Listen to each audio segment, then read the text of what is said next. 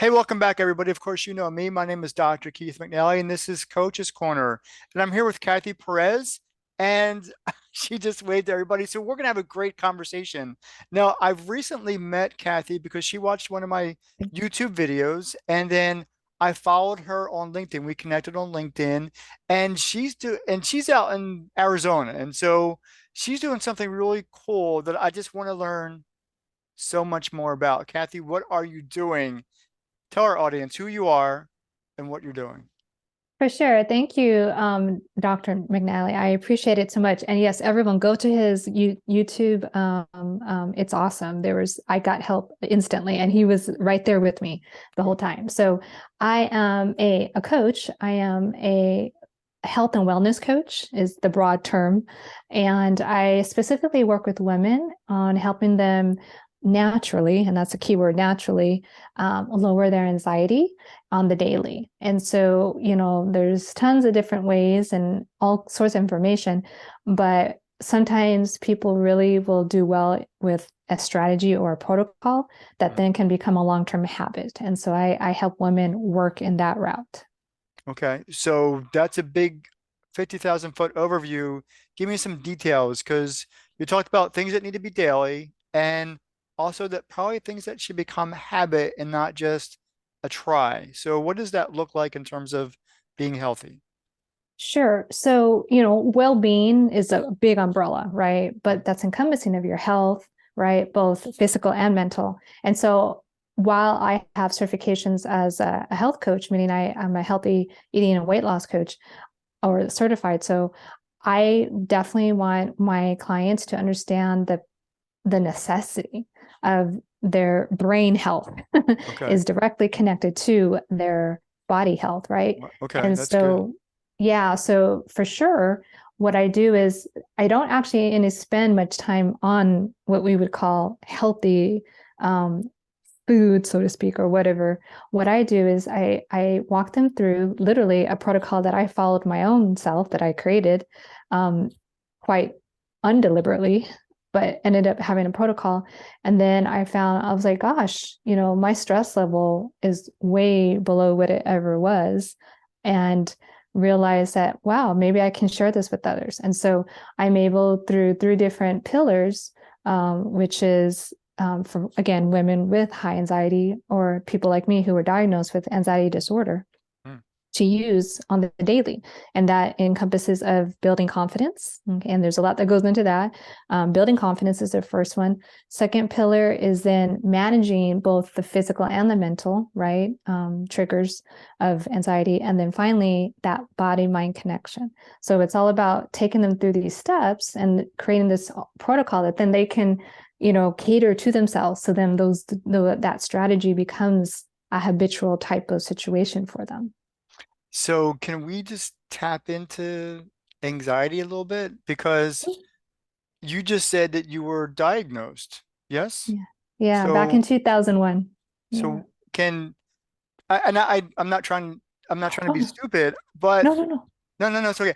So what did that mean for you to be diagnosed with anxiety is really what I'm getting at. I know what anxiety is and we know what stress is, but to be diagnosed with that is significant because you went to a doctor. Absolutely. I put myself into the ER twice within a 1 week span or 2 week span, I guess it was, and Okay. then ended up really concerned because then I developed insomnia for a week. And anyone out there who knows what insomnia feels like, that's not a good feeling at all. No. And so I was like, okay, something is just not working correctly. And that took me to my PCP at the time. And right away, I don't know where people are, with medicine, but I don't do well with medicine. And so I'm like, look, I know what you're going to do, but before you prescribe me anything, I want you to let me know if there's a way that you can prescribe me a referral. And that is to go see someone who can help me. And I go, I don't know what that looks like because I had never thought about therapy. But right away, she, yes, sent me a prescription for the lowest dose of anxiety medicine she could think of. But she also referred me to find a psychologist, and I was able to start with therapy. And that was mind blowing to me. So it was quite the adventure. And for 2 years, I didn't tell anyone what I was going through. Okay. I know that there are lots of people out there, and people that I'm talking to who have gone through different situations to cause anxiety, stress, and there's some people out in the UK area that I'm quite familiar with and have told their stories on my channel. It's significant to be diagnosed with something, but it's more pertinent to know that you can make changes with the right treatment. Was that your mentality, or were you just kind of saying, I really don't want to take medication? Is there anything else? So I would like to know your mindset with that. No, thank you. It was both. It really was. I've always been someone who definitely geared more or veered more towards Mother Nature knows best, right? Okay. And so but for two reasons. One, I always have believed that, right? Mother Nature knows best. But two, literally, quite literally, my body doesn't do well with medicine. Okay. And Physically, so you're saying it would. physically, Okay. I won't go into details, Okay. Yeah. TMI, but just physically, I do not react well to Okay. medication. And so right away, I was like, well, gosh, I know different people who tell me all the time that they are taking this, and this. I'm like, whatever, that's not for me. Right. Right. Anyone else, fine, but for me, no. So yes, why I took that pill once and it was the lowest dose. I'm like, okay, I don't really see the point. That's when I was for sure like, no, I'm going to go to therapy. I don't know what that looks like. I've never been in counseling of any type, but let's try it. So I was willing and open to go a route that I knew was closer to Mother Nature, and that was gonna hopefully be the better route. So you learned some significant life-changing strategies. Don't want to give away your secret sauce because I know that's what you're coached on, but can you tap into one or two of those secrets to kind of say, this is what changed me, this is how I can help you? Absolutely. And it wasn't anything that, so it was literally, it took me 20 years to like move through this, right? Because I went to therapy, and I will always say, even if you don't have any issues, go to therapy. I don't care who you go to, just get help, right? So my wonderful practitioner, he was wonderful, and he taught me for the first time ever how to properly breathe. Hello. Most of Wow. us breathe very shallow, right? We chest breathe. We don't use our actual diaphragm, and it's And now I got incredible. now you're, and that's what you something you did last week on your live show. But talk to me about that. Why is that significant?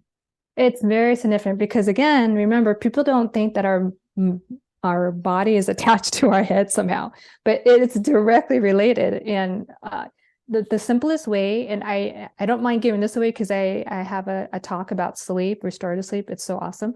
But the best advice I ever learned, or I should say, the best information I ever gathered was, this is phenomenal. This will blow everyone's mind. You already know this. Your brain, okay, your brain, above all else, and I said this in the last week, will Talk to me. listen to your lungs. Hmm. So if we're dealing with really high anxiety, if if really if you understood that your brain res- immediately responds to your lungs above all else, you now are empowered to realize, I can reset my nervous system in a minute. And that is profound, like mind blowing. And there's more to that. And so I do want people to connect with you to gain more of that knowledge. And so let's talk about, you said you help women specifically. And so how do you do that? So just women with high anxiety, or just women who just having a stressed out day? What's your scope? So, I happen to have a private Facebook group where hopefully I can help people, right? I mean, like a free Facebook group where people can talk and whatnot. But what I find is a lot of the people that are in there, specifically women, right? But a lot of them just have a lot of pressure on them, whether that's because of their profession, and a lot of them happen to be caretakers like myself. But there's also people, women who just have high demands on them, and maybe they don't know or understand how much support they actually can find. And so it's interesting that, again, I'm hopefully sharing information with them that on a day-to-day basis they can readily use most of it is free information, right? And so it's just tips and tricks that I have learned either through my own journey or that I've picked up. And hopefully others can, relate and share their tips. But it comes down to, okay, again, because my mentality is Mother Nature knows best, how can I empower myself so that I realize that anxiety is not going anywhere? It's part of our fight or flight system. Right. If I can better understand it, then I'm in power and I then can help myself at any level, wherever I'm at mentally, and take myself down to that base a lot sooner. And especially for people like caretakers like myself right now, it's important that I stay sane as much as possible and keep my anxiety neutral because I am helping someone else get through their life events. And so it's, a big deal to me to make sure that I keep myself healthy. So let's put it into practice. Teach me to breathe right now. Sure. Teach me to breathe. Because, So, and I'll be honest, I'm an asthmatic. I tend to not breathe deeply on a regular basis. Um, so teach me to breathe. sure. So the easiest way, I'm not going to go into any pattern breathing or what we call just deep breathing. All I'm going to show you literally is how we all should be breathing. Think of a baby. A baby's belly comes out when it inhales, and then when it exhales, their little body goes back in, their little tummy goes back in. Right. We lose that as we grow just because of our fast-paced life. Well, So don't we, the we're filling our chest, no, right? we No. technically that baby's belly is growing in and out. When you watch Oh. a baby, Well, I their mean, for belly, adults, oh, for adults, yeah. I mean, we right? definitely want to fill as much as possible, but so the easiest way to think about this is think about your shoulders. When we Right. are told to take a deep breath, most of us do this. What? That's not taking in any more air. Squeeze What your them? shoulders should, yeah, they go up. We like, and then the air is slightly coming more up. Okay. But instead, your shoulders literally should not move. And if they do move, they should be expanding east and west. They Okay. should be expanding left and right. Okay. So they're going to move a little, but they're not going to move up. They're going to move out. Helps. So Right. your diaphragm is, between your in between your tummy and then lower, right? So it's Hmm. I'm sorry, underneath your ribs. Hmm. And it's a flat piece of anatomy, but it fills up. So when we're breathing correctly, you could put your hands there on your belly. When you're breathing out, when you take a inhale, what I want you to do is think about keeping your shoulders and no pressure on them, but keeping your shoulders still. So here we go. Ready? 1, 2, 3. Your belly actually should come out, but you should also feel some more air in your chest. Now exhale.